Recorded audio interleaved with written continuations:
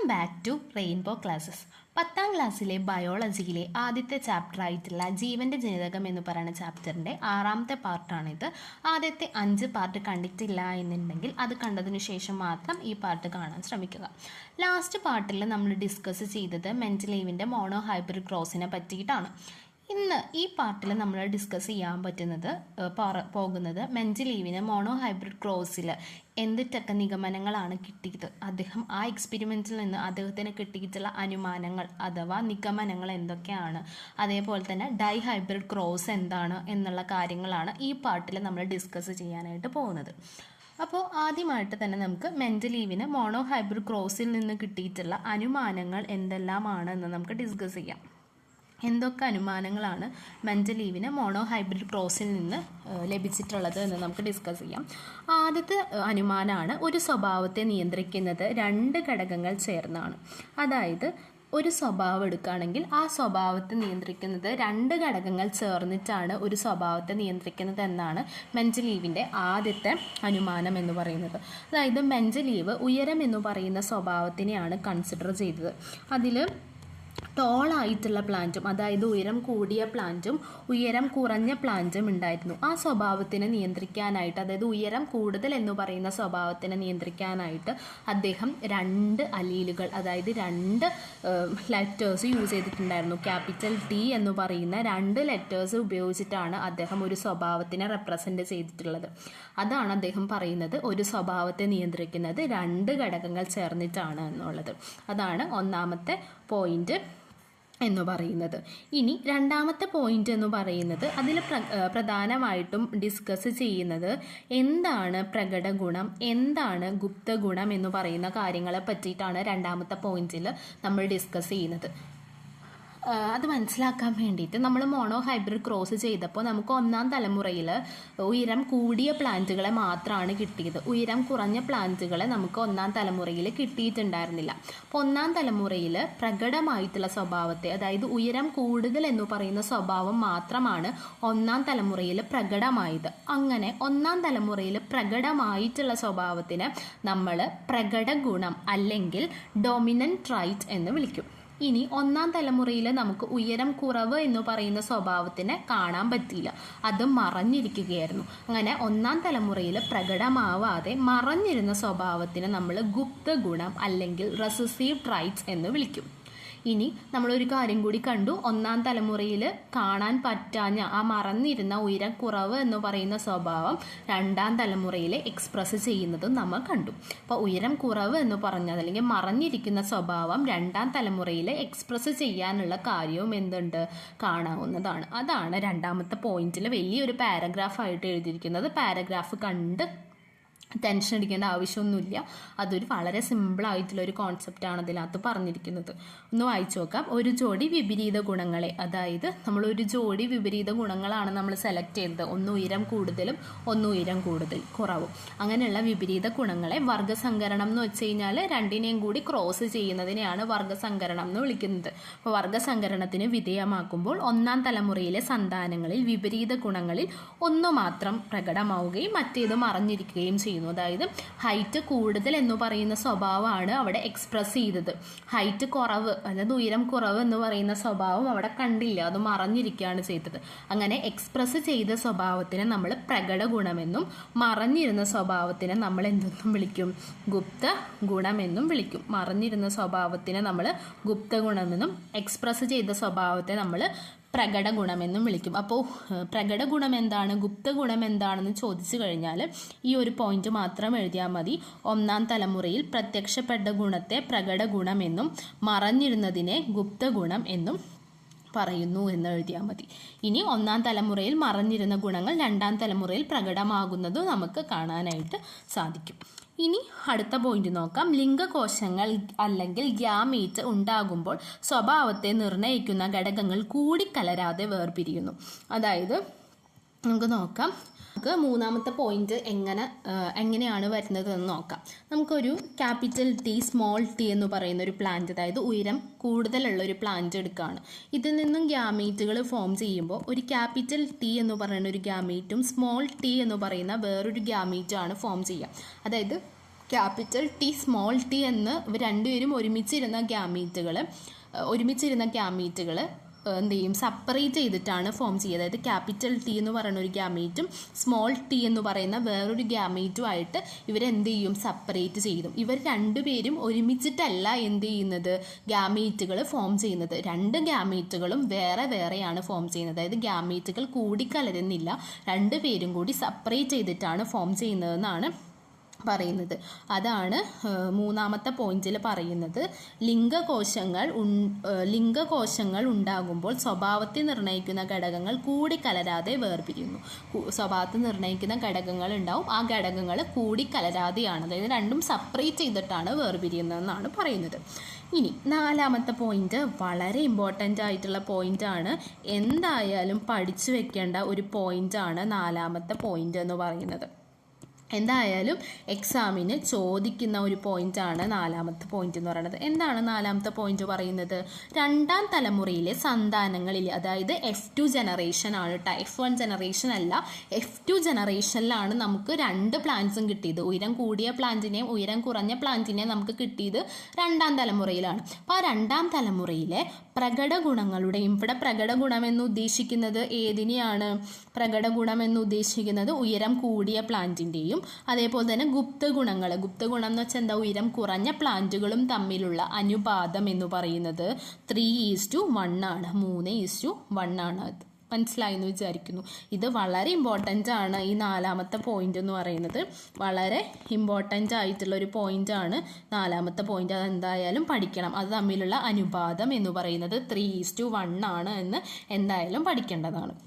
അപ്പോൾ ഈ 4 പോയിന്റ് വളരെ കൃത്യമായിട്ട് മനസ്സിലാക്കി വെക്കണം. ഇതിന് എന്തായാലും എക്സാമിന് ഒരു ഇമ്പോർട്ടൻ്റ് ആയിട്ടുള്ള ഭാഗമാണ്. അപ്പോൾ ഇതെന്തായാലും ഓർത്ത് വയ്ക്കണം. നമുക്ക് അടുത്ത പാർട്ടിലോട്ടേക്ക് പോവാം.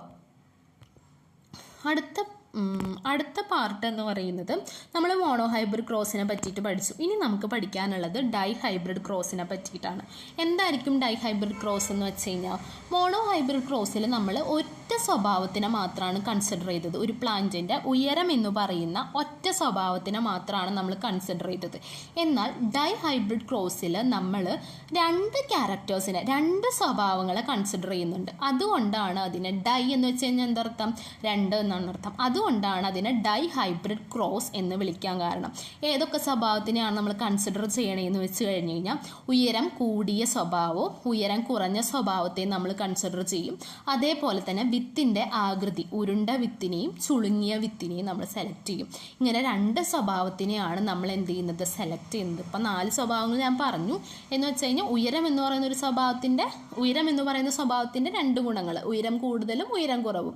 ഇനി വിത്തിൻ്റെ ആകൃതി എന്ന് പറയുന്ന സംഭവത്തിൻ്റെ 2 സ്വഭാവങ്ങൾ എന്താണ്, ഉരുണ്ട വിത്തും ചുളുങ്ങിയ വിത്തും. അങ്ങനെ 2 സംഭവങ്ങളാണ് നമ്മൾ എന്ത് ചെയ്യുന്നത്, ഈ ഡൈ ഹൈബ്രിഡ് ക്രോസിൽ സെലക്ട് ചെയ്യുന്നത്. നോക്കി നോക്കാം. ഡൈ ഹൈബ്രിഡ് നമ്മൾ സെലക്ട് ചെയ്തത് ഉയരം കൂടിയ ഉരുണ്ട വിത്തുള്ള പ്ലാന്റ്സിനെ സെലക്ട് ചെയ്തു. ഉയരം കുറഞ്ഞ ചുളുങ്ങിയ വിത്തുള്ള പ്ലാന്റ്സിനെയാണ് നമ്മൾ മാതൃസസ്യങ്ങളായിട്ട് ഡൈ ഹൈബ്രിഡ് ക്രോസിൽ എന്ത് ചെയ്തിട്ടുള്ളത്, സെലക്ട് ചെയ്തിട്ടുള്ളത്. ഇതിനെ റെപ്രസെൻറ്റ് ചെയ്യുന്നത് എല്ലാവർക്കും അറിയാമെന്ന് തോന്നുന്നു. ക്യാപിറ്റൽ ടി, ക്യാപിറ്റൽ ആർ എന്ന ഉയരം കൂടിയ ഉരുണ്ട വിത്തിനെ റെപ്രസെൻറ്റ് ചെയ്യാനും, സ്മോൾ ടി, സ്മോൾ ആർ എന്ന് പറഞ്ഞത് ഉയരം കുറഞ്ഞ ചുളുങ്ങിയ വിത്തുകളെ റെപ്രസെൻറ്റ് ചെയ്യാനും നമ്മൾ എന്ത് ചെയ്തു, ഉപയോഗിച്ചിട്ടുണ്ട്. ഇനി ഇതിൽ നിന്നും വരുന്ന ഗ്യാമീറ്റുകളാണ് നമ്മളിവിടെ കാണിച്ചിരിക്കുന്നത്. ഇതിൽ നിന്ന് വരുന്ന ഗ്യാമീറ്റുകളാണ്. ഒരു ക്യാപിറ്റൽ ടി വരും. 2 ക്യാപിറ്റൽ ടികൾ വരേണ്ട ആവശ്യമുണ്ടോ? വേണ്ട, ഒരെണ്ണം തന്നെയാണ് എന്ന് പറയുന്നത്. അപ്പോൾ ഒരു ക്യാപിറ്റൽ ടി വന്നു ഒരു ഗ്യാമീറ്റായിട്ട്, അതേപോലെ തന്നെ ഒരു ക്യാപിറ്റൽ ആറും വന്നു ഗ്യാമീറ്റായിട്ട്. അപ്പോൾ ക്യാപിറ്റൽ ടി, ക്യാപിറ്റൽ ആർ എന്ന് പറയുന്ന ഒരു ഗ്യാമീറ്റ് നമുക്ക് ഫോം ചെയ്യും. അപ്പോൾ നിങ്ങൾക്ക് ഇവിടെ ഒരു വരുന്ന ഡൗട്ടാണ്, ഈ ഡൗട്ട് നിങ്ങൾക്ക് എല്ലാവർക്കും വന്നോന്നറിയില്ല. നമുക്ക് ഇവിടെ മൂന്നാമത്തെ പോയിൻ്റായിട്ട് നമ്മൾ ഒരു സംഭവം പറഞ്ഞിട്ടുണ്ടായിരുന്നു ഇതിനകത്ത്. മൂന്നാമത്തെ പോയിന്റ് എന്താ പറഞ്ഞേ? ലിംഗകോശങ്ങൾ ഉണ്ടാകുമ്പോൾ സ്വഭാവത്തെ നിർണ്ണയിക്കുന്ന ഘടകങ്ങൾ കൂടിക്കലരാതെ വേർപിരിയുന്നു. അതായത് ഗ്യാമീറ്റ് ഫോം ചെയ്യുമ്പോൾ സ്വഭാവത്തെ നിർണ്ണയിക്കുന്ന ഘടകങ്ങൾ എന്താ, കൂടിക്കലരാതെ സെപ്പറേറ്റ് ചെയ്തിട്ടാണ് ഫോം ചെയ്യണേന്ന് നമ്മൾ പറഞ്ഞു. അതായത് ഇവിടെ capital T, small T form ചെയ്യുകയാണെങ്കിൽ ഇത് രണ്ടും സെപ്പറേറ്റ് ചെയ്തിട്ട്, ക്യാപിറ്റൽ ടി, സ്മോൾ ടി എന്ന് പറഞ്ഞ് സെപ്പറേറ്റ് ചെയ്തിട്ടാണ് ലിംഗകോശങ്ങൾ ഫോം ചെയ്യണേന്ന് പറഞ്ഞു. പക്ഷേ ഇവിടെ എന്തുകൊണ്ട് സെപ്പറേറ്റ് ചെയ്തില്ല, ഇവിടെ എന്തുകൊണ്ട് സെപ്പറേറ്റ് ചെയ്തില്ല എന്നുള്ള ഡൗട്ട് നിങ്ങൾക്ക് തോന്നണം. അതാണ് അത്. ഇവിടെ നോക്കിയേ, ക്യാപിറ്റൽ ടി സ്മോൾ ആർ എന്തുകൊണ്ട് സെപ്പറേറ്റ് ചെയ്തില്ല, എന്തുകൊണ്ട് ഒരുമിച്ച് വന്നു എന്നുള്ള സംശയം നിങ്ങൾക്ക് ഉണ്ടാവും. എന്തുകൊണ്ടാണ് ഒരുമിച്ച് വന്ന? ഇത് ഒരു സ്വഭാവത്തെ നിർണ്ണയിക്കുന്ന രണ്ട് കാര്യങ്ങളല്ല, രണ്ട് സ്വഭാവത്തെ, അതായത് ഒന്ന് ഉയരത്തിനെയും ഒന്ന് വിത്തിൻ്റെ ആകൃതിനെയും നിർണ്ണയിക്കുന്ന രണ്ട് ക്യാരക്ടേഴ്സിനെ നിർണ്ണയിക്കുന്ന രണ്ട് ജീനുകളാണ്. അപ്പോൾ അവർ എന്ത് ചെയ്യില്ല, സെപ്പറേറ്റ് ചെയ്യില്ല. ഒരു സ്വഭാവത്തെ നിർണ്ണയിക്കുന്ന രണ്ട് ഘടകങ്ങളാണ് എന്ത് ചെയ്യുന്നത്, സെപ്പറേറ്റ് ചെയ്തു പോകുന്നത്. അപ്പോൾ ആ ഡൗട്ട് ക്ലിയർ ആയിട്ടുണ്ടാവും എന്ന് തോന്നുന്നു. അപ്പോൾ ഇവിടെ ക്യാപിറ്റൽ ടിയും ക്യാപിറ്റൽ ആറും ഫോം ചെയ്യും. ഇവിടെ എന്ത് ഫോം ചെയ്യും, ഇവിടെ നിന്ന് സ്മോൾ ടിയും സ്മോൾ ആറും ഫോം ചെയ്യും. ഇനി ഇത് രണ്ടും കൂടി എന്ത് ചെയ്യും, ഹൈബ്രിഡൈസേഷൻ നടന്നിട്ട്, അത് രണ്ടും കൂടി ഹൈബ്രിഡൈസേഷൻ നടന്നിട്ട് നമുക്ക് എന്ത് ഫോം ചെയ്യുന്നത്, ഇവിടെ ഹൈബ്രിഡൈസേഷൻ നടന്നിട്ടാണ് നമുക്കിവിടെ capital T small T capital R small R form ചെയ്യുന്നത്. ഇതിൻ്റെ പ്രത്യേകത എന്താണ്? Capital T capital R small ആറിൻ്റെ പ്രത്യേകത എന്താണ്? ഉയരം കൂടിയ ഉരുണ്ട വിത്തുകളാണല്ലേ. നമ്മൾ ക്യാപിറ്റൽ ടി ആണ് എപ്പോഴും ഡോമിനൻ്റ് ആയിട്ട് വരാം. അപ്പോൾ ക്യാപിറ്റൽ ടി ഉണ്ടെങ്കിൽ അതാണ് എക്സ്പ്രസ് ചെയ്യുക. അപ്പോൾ ക്യാപിറ്റൽ ടി എന്ന് പറയുന്നത് ഉയരം കൂടിയ, ക്യാപിറ്റൽ ആർ എന്ന് പറയുന്നത് ഉരുണ്ട വിത്തുകളാണ് നമുക്ക് കിട്ടുന്നത് F1 ജനറേഷനിൽ. അപ്പോൾ F1 ജനറേഷനിലെ പ്ലാന്റിൻ്റെ പ്രത്യേകത എന്താണെന്ന് ചോദിക്കാം.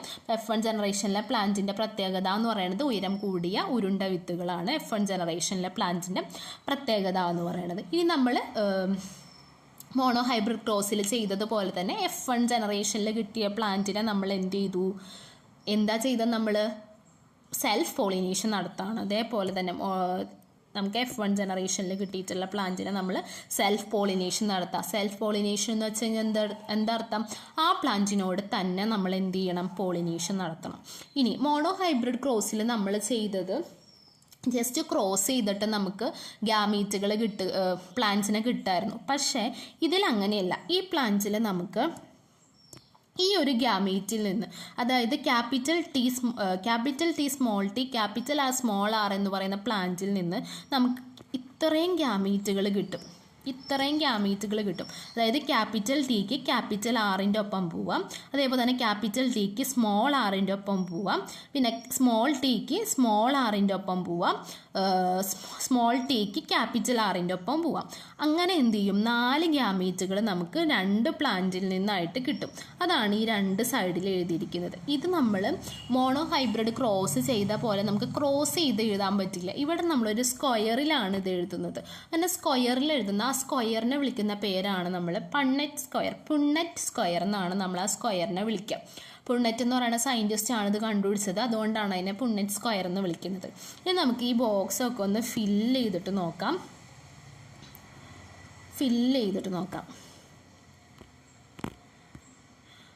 ഇനി നമുക്ക് ഈ ബോക്സുകളൊന്ന് ഫില്ല് ചെയ്യാം.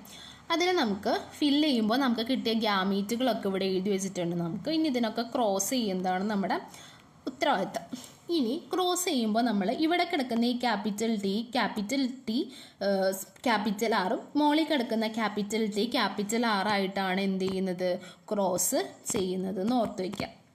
അപ്പോൾ നമുക്ക് ക്രോസ് ചെയ്തിട്ട് എഴുതാൻ പോവാണ്. നോക്കിക്കോണേ, ശ്രദ്ധിച്ചിരിക്കണം, തെറ്റിക്കരുത്. ഇവിടെ ക്യാപിറ്റൽ ടി ക്യാപിറ്റൽ ആറോട് ക്രോസ് ചെയ്യുമ്പോൾ നമുക്ക് എന്ത് കിട്ടും, ക്യാപിറ്റൽ ടി ക്യാപിറ്റൽ ആർ എന്ന് കിട്ടും. ഇതെന്താ, ഉയരം കൂടിയ റൗണ്ട് വിത്തുകളല്ലേ. ഉയരം കൂടിയ റൗണ്ട് വിത്തുകളെ നമുക്ക് എന്തിൽ റെപ്രസെൻ്റ് ചെയ്യാം, യെല്ലോ കളറിൽ നമുക്ക് റെപ്രസെൻ്റ് ചെയ്യാം. ഇനി അടുത്തത് നോക്കാം. എന്താ, capital T capital R small R. ഇതെന്താ, ഉയരം കൂടിയ റൗണ്ട് വിത്തുകൾ തന്നെയാണ്. അപ്പോൾ ഇതിനെ നമുക്ക് എന്ത് ചെയ്യാം, യെല്ലോ കളറിൽ റെപ്രസെൻ്റ് ചെയ്യാം. ഇതും എന്താ, ഉയരം കൂടിയ റൗണ്ട് വിത്തുകൾ. ഇനി നമുക്ക് ഇത് ചെയ്യാം. ഇതെന്ത് കിട്ടും, capital T capital R small R. ഇതെന്താ, ഉയരം കൂടിയ റൗണ്ട് വിത്തുകൾ തന്നെയല്ലേ ഇതും. അപ്പോൾ ഇതിനെ നമുക്ക് എന്ത് ചെയ്യാം, യെല്ലോ കളറിൽ റെപ്രസെൻ്റ് ചെയ്യാം. ഇതെങ്ങനെ മനസ്സിലാവുക, ക്യാപിറ്റൽ ടി ആയിട്ടുള്ള പ്ലാന്റ്സ്, അതായത് ക്യാപിറ്റൽ ലെറ്ററിൽ വരുന്ന പ്ലാന്റ്സ് ആണ് എക്സ്പ്രസ് ചെയ്യുക. അപ്പോൾ ഇത് ക്യാപിറ്റൽ ടി എന്ന് പറയുമ്പോൾ ടോൾ ആയിട്ടുള്ള റൗണ്ട് പ്ലാന്റ്സ് ആണ് വരാം. ഇനി അടുത്തത് എഴുതി നോക്കാം. അടുത്തത് അടുത്തത് എഴുതി വെക്കാം. അടുത്തതെന്ന് പറയുമ്പോൾ capital T, small T, capital R, small R. ഇതെന്താണ്? ഉയരം കൂടിയ റൗണ്ട് വിത്തുകൾ തന്നെയാണ് ഇവർ. അപ്പോൾ ഉയരം കൂടിയ റൗണ്ട് വിത്തുകൾ തന്നെയാണ്. അപ്പോൾ നമുക്ക് യെല്ലോ കളറിൽ റെപ്രസെൻറ്റ് ചെയ്യാം. ഇനി അടുത്തത് നോക്കാം. Capital T, capital T, capital R, small R. അതായത് ഉയരം കൂടിയ റൗണ്ട് വിത്തുകൾ തന്നെയാണ് ഇവർ അല്ലേ. ഉയരം കൂടിയ റൗണ്ട് വിത്തുകൾ തന്നെയാണ്. അപ്പോൾ നമുക്കത് യെല്ലോ കളറിൽ റെപ്രസെൻറ്റ് ചെയ്യാം. അടുത്തത് എന്താ? Capital T, small R, small R. ഇതെന്താണ്? ഉയരം കൂടിയ ചുളുങ്ങിയ വിത്തുകളാണ്. ഉയരം കൂടിയ ചുളുങ്ങിയ വിത്തുകളാണല്ലോ ഇത്. അപ്പോൾ നമുക്കതിനെ യെല്ലോ അല്ല ബ്ലൂ കളറിൽ റെപ്രസെൻറ്റ് ചെയ്യാം. വേറൊരു പ്ലാന്റ് അല്ലേ, അപ്പോൾ ബ്ലൂ കളറിൽ റെപ്രസെൻറ്റ് ചെയ്തു. ഇനി അടുത്തത് നമുക്ക് നോക്കാം. അടുത്തത് എന്ത് വരും? Capital T, small T, capital R, small R എന്ന് വരും. ഇതെന്താ? ഉയരം കൂടിയ റൗണ്ട് വിത്തുകൾ. ഉയരം കൂടിയ റൗണ്ട് വിത്തുകളാണ് ഇവരെന്ന് പറയുന്നത്. ഉയരം കൂടിയ റൗണ്ട് വിത്തുകൾ നമുക്ക് യെല്ലോ കളറിൽ കൊടുക്കാം. ഇനി അടുത്തത് എന്താ? Capital T, small T, small R, small R എന്ന് തോന്നുന്നു. ഇതെന്താ? ഉയരം കൂടിയ ചുളുങ്ങിയ വിത്തുകൾ. ഉയരം കൂടിയ ചുളുങ്ങിയ വിത്തുകൾ നമ്മൾ ഏത് കളറിലാണ് കൊടുത്തത്? ബ്ലൂ കളറിൽ. അപ്പോൾ നമുക്ക് ഇതിനെ ബ്ലൂ കളറിൽ കൊടുക്കാം. ഇനി അടുത്തത് എന്ത് വരും? Capital T, small T, capital R എന്ന് വരും. ഇതെന്താ? ഉയരം കൂടിയ റൗണ്ട് വിത്തുകളാണല്ലേ. ഉയരം കൂടിയ റൗണ്ട് വിത്തുകളാണ് ഇതെന്ന് പറയുന്നത്. അപ്പോൾ ഉയരം കൂടിയ റൗണ്ട് വിത്തുകൾ നമുക്ക് യെല്ലോ കളറിൽ എഴുതി വയ്ക്കാം. ഓക്കെ, യെല്ലോ കളറിൽ. ഇനി അടുത്തത് എന്താ? Capital T, small T, capital R, small R. ഇത് ഏതാ വരാ? ഉയരം കൂടിയ റൗണ്ട് വിത്തുകൾ തന്നെയാണ് ഇവരും. ഉയരം കൂടിയ റൗണ്ട് വിത്തുകളാണ് ഇവരും. അപ്പോൾ നമുക്കതിനെ യെല്ലോ കളറിൽ റെപ്രസെൻറ്റ് ചെയ്യാം. ഇനി അടുത്തത് എഴുതാം. അടുത്തതെന്ന് പറയുമ്പോൾ എന്ത് വരും? Small T, capital R. ഇതിൻ്റെ പ്രത്യേകത എന്താ? ഉയരം കുറഞ്ഞ റൗണ്ട് വിത്തുകൾ. ഉയരം കുറഞ്ഞ റൗണ്ട് വിത്തുകൾ നമുക്ക് ഇതുവരെ കിട്ടിയിട്ടില്ല. അപ്പോൾ നമുക്കതിനൊരു പിങ്ക് കളറിൽ റെപ്രസെൻറ്റ് ചെയ്യാം. ഉയരം കുറഞ്ഞ റൗണ്ട് വിത്തുകൾ. ഓക്കെ, ഇനി അടുത്തത് നിങ്ങൾക്ക് എഴുതാം. അടുത്തതെന്ന് പറയുമ്പോൾ small T, capital R, small R. ഇതെന്താണ്? ഉയരം കുറഞ്ഞ റൗണ്ട് വിത്തുകൾ. ഉയരം കുറഞ്ഞ റൗണ്ട് വിത്തുകളെ നമുക്ക് ഇതിൽ പിങ്ക് കളറിൽ റെപ്രസെൻറ്റ് ചെയ്യാം അല്ലേ. ഓക്കെ, ഇനി ഇതെല്ലാവരും ഇങ്ങനെ എന്ത് ചെയ്യണം? നമ്മൾ ഫില്ല് ചെയ്യണം. ഇതെന്ത് കിട്ടും? നമുക്ക് കിട്ടുന്നത് capital T, small T, capital R, small R. ഇതെല്ലാവരും എഴുതിയിട്ട് നമുക്ക് കളർ ചെയ്യാവേ. Capital T, small T, small R എന്ന് കിട്ടും. സ്മോൾ ടി, ക്യാപിറ്റൽ ആർ എന്ന് കിട്ടും. സ്മോൾ ടി, ക്യാപിറ്റൽ ആർ എന്ന് കിട്ടും. ഇതെന്താ? ഉയരം കൂടിയ റൗണ്ട് വിത്തുകളാണ് ആദ്യം കിടക്കുന്നത് അല്ലേ. ഉയരം കൂടിയ റൗണ്ട് വിത്തുകൾ നമുക്ക് യെല്ലോ കളറിൽ. ഇതെന്താ? ഉയരം കൂടിയ ചുളുങ്ങിയ വിത്തുകൾ.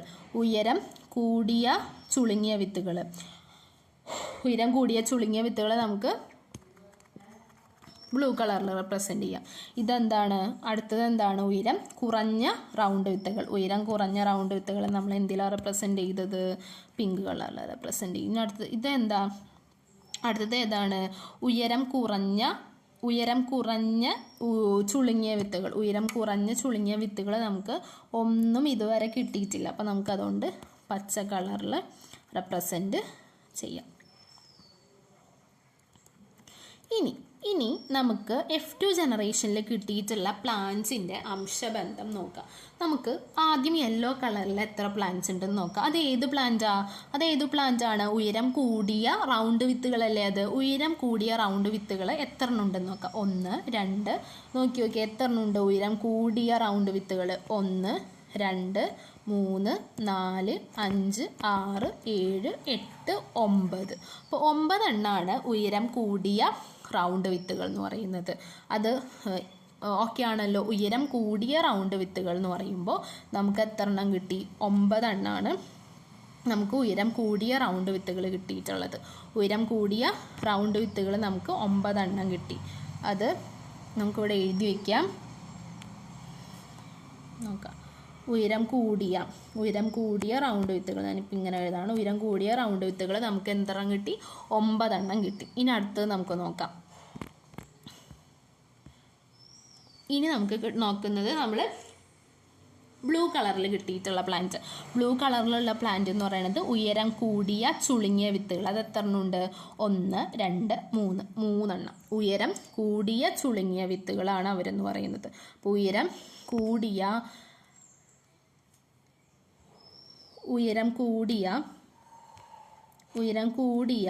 ചുളുങ്ങിയ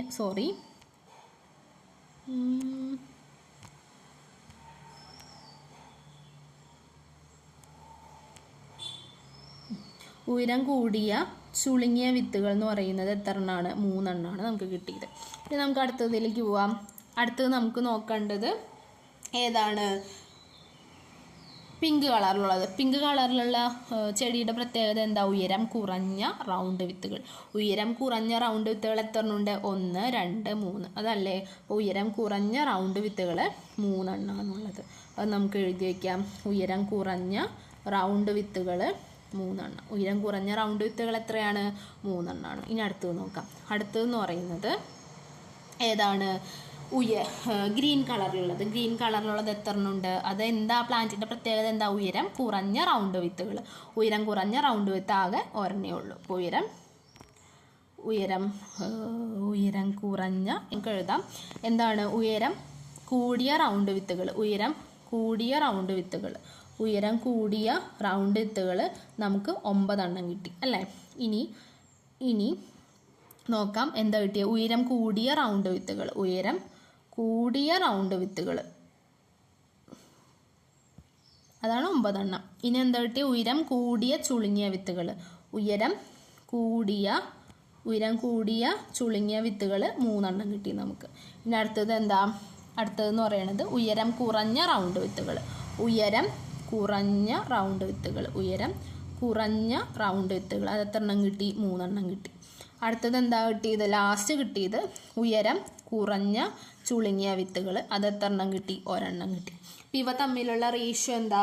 ഉയരം കൂടിയ റൗണ്ട് വിത്തുകളും ഉയരം കൂടിയ ചുളുങ്ങിയ വിത്തുകളും ഉയരം കുറഞ്ഞ റൗണ്ട് വിത്തുകളും ഉയരം കുറഞ്ഞ ചുളുങ്ങിയ വിത്തുകളും തമ്മിലുള്ള റേഷ്യോ എന്ന് പറയുന്നത് 9:3:3:1 ആണ്. ഇത് ഇമ്പോർട്ടൻ്റ് ആണ്. 9:3:3:1 എന്ന് പറയുന്ന ഈ അംശബന്ധം. അതായത് ഡൈഹൈബ്രിഡ് ക്രോസിലെ 2ാം തലമുറയിലെ സസ്യങ്ങളുടെ അനുപാതം എത്രയാണെന്ന് ചോദിച്ചു കഴിഞ്ഞ് കഴിഞ്ഞാൽ 9:3:3:1 ആണ് എന്ന് എഴുതി വെക്കണം. മോണോ ഹൈബ്രിഡ് ക്രോസിൽ അവരുടെ മറ്റേ ഗുപ്തഗുണത്തിൻ്റെയും പ്രകട ഗുണങ്ങളും തമ്മിലുള്ള അംശബന്ധം 3:1 ആണെന്നുണ്ടെങ്കിൽ ഇവിടെ പ്ലാന്റ്സുകൾ തമ്മിലുള്ള ഡൈഹൈബ്രിഡ് ക്രോസിലെ പ്ലാന്റ്സുകൾ തമ്മിലുള്ള അംശബന്ധം 9:3:3:1 ആണെന്ന് ഓർത്ത് വെക്കണം. ഭയങ്കര ഇമ്പോർട്ടൻ്റ് ആയിട്ടുള്ള കാര്യമാണ് 2 ക്രോസിലും അവർ തമ്മിലുള്ള അനുപാതം എന്ന് പറയുന്നത്. അപ്പോൾ അത് ക്ലിയർ ആയെന്ന് തോന്നുന്നു. ഇനി നമുക്ക് പഠിക്കാനുള്ളത് മെൻഡലീവിൻ്റെ അനുമാനം. കുറച്ച് ഒരു ബോക്സിൽ നമുക്ക് കറക്റ്റായിട്ട് പറഞ്ഞിട്ടുണ്ട്. അതെന്താണെന്ന് വായിച്ചു നോക്കാം. 2 അതിലധികമോ വ്യത്യസ്ത സ്വഭാവങ്ങൾ കൂടിച്ചേരുമ്പോൾ അവയിൽ ഓരോ സ്വഭാവവും പരസ്പരം കൂടിക്കലരാതെ സ്വതന്ത്രമായി അടുത്ത തലമുറയിലേക്ക് വ്യാപരിക്കുന്നു. അതായത് 2 അതിലധികമോ വ്യത്യസ്ത സ്വഭാവങ്ങൾ കൂടിച്ചേരുമ്പോൾ അവയിൽ ഓരോ സ്വഭാവവും പരസ്പരം കൂടിക്കലരാതെ സ്വതന്ത്രമായി അടുത്ത തലമുറയിലേക്ക് വ്യാപരിക്കുന്നു. ഞാൻ പറഞ്ഞു 2 അതിലധികം വ്യത്യസ്ത സ്വഭാവങ്ങൾ കൂടിച്ചേരുമ്പോൾ അവർ സെപ്പറേറ്റ് ചെയ്തിട്ടാണ് എന്ത് ചെയ്യുന്നത്? അടുത്ത തലമുറയിലേക്ക് എന്ത് ചെയ്യുന്നിട്ടുള്ളത്? വ്യാപരിക്കുന്നത്. ഒരു ജീവിയുടെ ഒരു ജോഡി അലീലുകൾ മറ്റൊരു ജോഡി അലീലുകളുടെ വേർപെടലിനെ സ്വാധീനിക്കുന്നില്ല. അതായത് ഇവർ സെപ്പറേറ്റ് ചെയ്തിട്ടാണ് ഫോം ചെയ്യുന്നത്. ഒരു അലീലിൻ്റെ വേർപെടലിനെ മറ്റൊരു അലീലിൻ്റെ വേർപെടലിനെ എന്ത് ചെയ്യുന്നില്ല? സ്വാധീനിക്കുന്നില്ല. അപ്പോൾ ക്ലാസ് മനസ്സിലായെന്ന് വിചാരിക്കുന്നു. ഈ ഒരു പാർട്ട്, ഇവരുടെ അംശബന്ധം തമ്മിലുള്ള ഈ പാർട്ട് വളരെ ഇമ്പോർട്ടൻ്റ് ആണ്. ഇവരുടെ അംശബന്ധം ഏതാണ്? 3:1 എന്നുള്ളൊരു അംശബന്ധവും അതേപോലെ തന്നെ 9:3:3:1 എന്ന് പറയുന്ന അംശബന്ധം ചോദിക്കും. 1 വേർഡ് ആയിട്ട് 1 മാർക്കിനൊക്കെ ആയിട്ട് ചോദിക്കാവുന്നതാണ്. അപ്പോൾ നല്ലോണം പഠിക്കാം. ചാനൽ ഇഷ്ടപ്പെടുകയാണെങ്കിൽ സബ്സ്ക്രൈബ് ചെയ്യുക, ലൈക്ക് ചെയ്യുക, കമൻറ്റ് ചെയ്യുക. Thank you.